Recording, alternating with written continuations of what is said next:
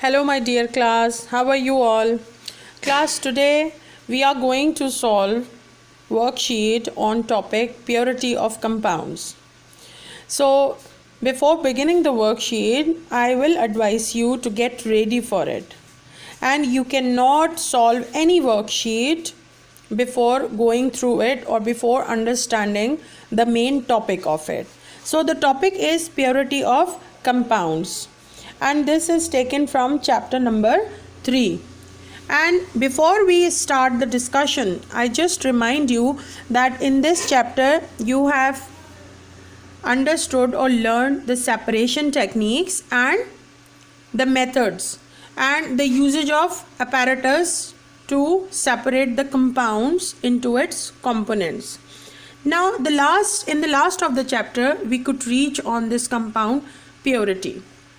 And what is purity?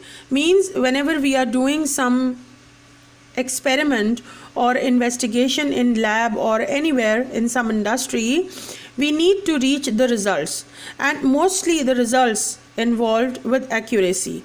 Means whenever we separate the mixture or into its components, we need to assure the method of separation is fully achieved or not. Means what is the purity, how much we have done correctly. So we begin the discussion with some conceptual knowledge. This is just to check your understanding. In the periodic table you can see all the elements are written in a standard notation, that's AXZ, and two very important numbers are mentioned there. The lower number or the lower script is called as the atomic number, which shows us the number of protons or number of electrons in any atom, neutral atom.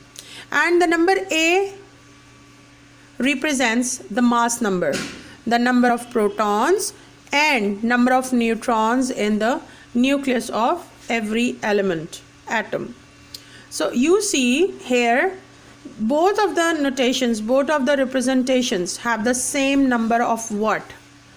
Their mass numbers or their proton numbers. So you find the right answer. It must be the number of protons. The next is an element X forms a positive ion with electronic structure 2,8,8 is the proton number, atomic number of Z. So the electronic configuration is the distribution of electrons in any atom. So we use the atomic number, means number of protons, to write it, and number of protons are equal to the number of electrons. So when we see the electronic configuration, we can predict that what electronic changes can come on this atom. The third MCQ is, which substance can conduct electricity by the movement of ions? So ions are present in ionic compounds, and when electricity is passed through molten or solution of ionic compounds, the ions are split up or separated or dissolved to start carrying the current. The next is, which property shows that a liquid is pure? You know, substances, solids and liquids are boiled and melted at sharp temperature. So if purity of liquid is measured, it must be its sharp boiling point. The next is, which method is the most suitable for separating a mixture of sodium chloride and iodine? Sodium chloride is a solid and iodine is also a solid. So you see what types of solids are given in the mixture. First you have to see their solubility. If both of the solids are soluble, then dissolution is not the best method for their separation. You see, if one of the solid is dissolved in water, the other is not, then you can dissolve it to separate the soluble one from the insoluble one. And here in this case, one of the solid is a sublime. Yes, I remind you that sublimes are those solids when they are heated, they pass on to their vapor phase without going through the liquid stage. Yes, the process of sublimation should be the method of separation for a mixture having one sublime solid and one non-sublime solid. In the theory session, we will be seeing that what are the questions. First, we see what are the effects of impurities on melting point. What is a melting point? Melting point is the temperature at which a solid is melted. It turns into its liquid. And you know, the impurities are the unwanted substances. And impurities lower the melting point of a solid. And the greater the amount of impurity, the lower the melting point. And a pure solid melts at a sharp temperature, but not a mixture of solid, not the impure solid. So the impurities cause the melting to take place over a range of temperatures. So by this you can judge that the solid is pure or not, or how much impure. The next question is, what are the effects of impurities on boiling point? Yes, similarly, the liquids are boiled at a sharp temperature, and the temperature at which they start boiling or convert into their vapor phase is the boiling point, and impurities increase the boiling point of a liquid. And the greater the amount of impurities, the higher the boiling point. And impurities can cause the boiling to take place over a range of temperature. So you see, this is the way when we perform experiments. By knowing their boiling and melting points, we can predict the purity of the compounds. Now the next question is, what is chromatography? Chromatography is the method of separating two or more components that dissolve in the same solvent.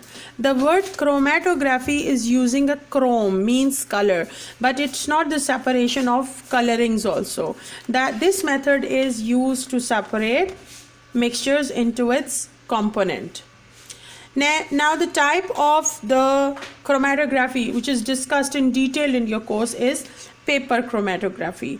And paper chromatography is used to separate the dyes and other components by using a special paper.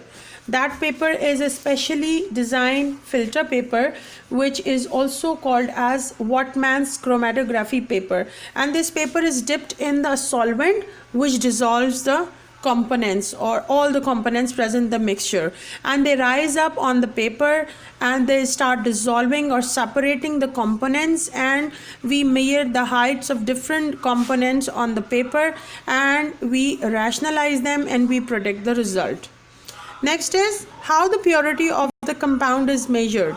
You know, whenever we perform some experiment, if we are asked to determine or find out the purity of the compounds, it is checked by taking or by measuring the physical properties of that sample.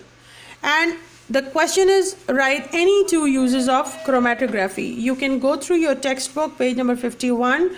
From chapter number 3, there are 4 uses written. You just learn any two and write them as your answer.